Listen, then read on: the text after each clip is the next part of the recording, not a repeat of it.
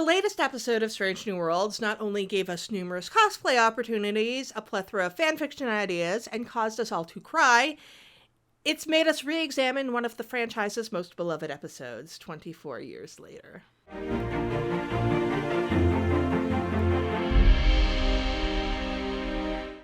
Hello, geeks, freaks, and all those unique. This is Emcee Frodis. Episode 8 of Strange New Worlds, The Elysian Kingdom, has deeply impacted the lore of Star Trek, and it has done so with this one specific shot.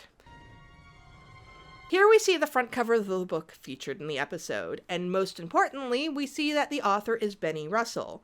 Star Trek introduced us to Benny Russell in 1998, in the Deep Space Nine episode Far Beyond the Stars. In this episode, he was a writer working for a pulp science fiction magazine, who writes a story about Captain Ben Sisko on the space station Deep Space Nine. Sisko experiences Benny trying to sell the story of Deep Space Nine, while dealing with the crushing racism that had been eradicated by the time of the Federation. What makes the revelation of Strange New Worlds important is that it reveals that Benny Russell was a real person. Up until now, viewers would have been forgiven for thinking he was just a vision Sisko experienced thanks to the prophets. This small reference to Benny Russell tells me just how much the writers of Strange New World reveres the franchise. Not only is Benny a writer, but a direct comparison to this episode and Far Beyond the Stars is easy to draw. That episode is the gold standard in episodes where main cast primarily portray other characters, with the entire main cast and many of the supporting characters appearing as people in Benny's life. This was also an episode that focused on M'Benga and his daughter, both black characters. Within the story itself, M'Benga plays the hero, King Ridley, while Uhura plays the main antagonist. The drawings in the book show that the characters in the story actually do resemble the characters playing them, so both of the characters within the book are supposed to be black. Far Beyond the Stars is deeply connected to the issue of race, and this episode allows the black characters to take a more prominent role. But the revelation that Benny was a real person opens up a lot of questions. In universe, does it make sense that Benny Russell wrote The Elysian Kingdom? Absolutely. We know that Benny was a writer of speculative fiction. While Benny was shown as a writer of science fiction, speculative fiction does include fantasy as well. Many people who worked for science fiction pulp magazines, as Benny did, also worked for fantasy pulp magazines. As I already said, Benny had a deep desire to portray black characters in prominent roles within his works, something which carries through in the Elysian Kingdom.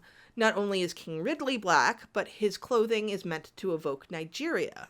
But there is a very important question that comes up if Benny Russell is a real person. In the world of Star Trek, are there a series of stories about the adventures of Ben Sisko on Deep Space Nine? I believe the answer is yes. And no.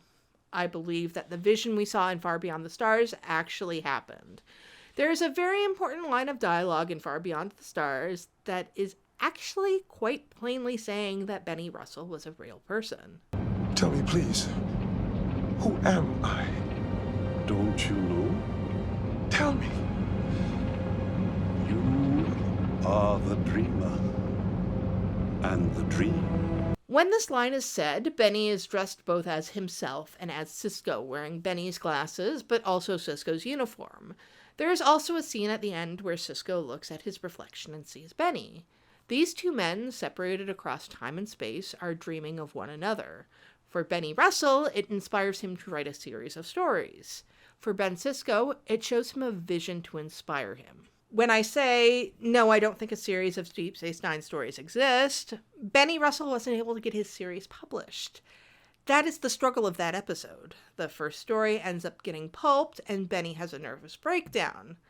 We take it for granted these days in the age of backups on the cloud and autosaves, but there is a slew of lost media, things that just don't exist any longer. Going back to the 1950s and the days of typewriters where you copied things with mimeographs and spirit duplicators, something could very easily get lost. As Benny was not in a good frame of mind to retrieve a copy of his story, it's highly possible the Deep Space Nine stories did eventually just exist in his mind. It's here. You hear what I'm telling you? You can pulp a story, but you cannot destroy an idea. Don't you understand? That's ancient knowledge. You cannot destroy an idea. That future, I created it, and it's real! There is a very important question. Why? Why does Benny Russell dream of Sisko? The answer is obviously because Sisko dreamed of Benny Russell. The prophets tied these two men together. They have no proper concept of linear time, nor a great grasp on morality. They wanted to give Sisko a vision, and in doing so gave Benny a vision, which inadvertently caused a great deal of strife in his life, as he eventually had a nervous breakdown directly connected to the Deep Space Nine visions. But I think that this episode gives Benny a sneaky happy ending. While it's possible Benny could have written this book prior to his breakdown, I find that unlikely. That is because of the subject matter. The Elysian Kingdom is a fairy tale, a story geared towards children. I'd like to believe that Benny Russell was able to heal from his nervous breakdown and marry his sweetheart Cassie. He then wrote a storybook for the children that they had together.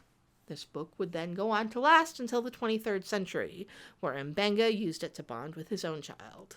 And who knows, Rukia and Deborah are disembodied consciousnesses traveling through space. Maybe eventually they'll find a wormhole with beings similar to themselves, able to create visions and worlds, existing outside of time and space. Perhaps they became prophets themselves. The world of creation became an unending loop, as they would be responsible for giving Benny visions of the future, while Benny gave them a story from the past. So comment down below with your thoughts on Benny Russell's brief reference in Strange New Worlds. If you like my videos, subscribe to my channel. I do videos about Star Trek, Star Wars, and lots of other geeky stuff. I also have another video on this very episode dealing with more general ideas of it. If you want to support me, please visit my Patreon. You can also buy me a coffee, or you can go to my Redbubble and TeePublic and buy my geeky graphic designs. So until next time, live long, and may the Force be with you.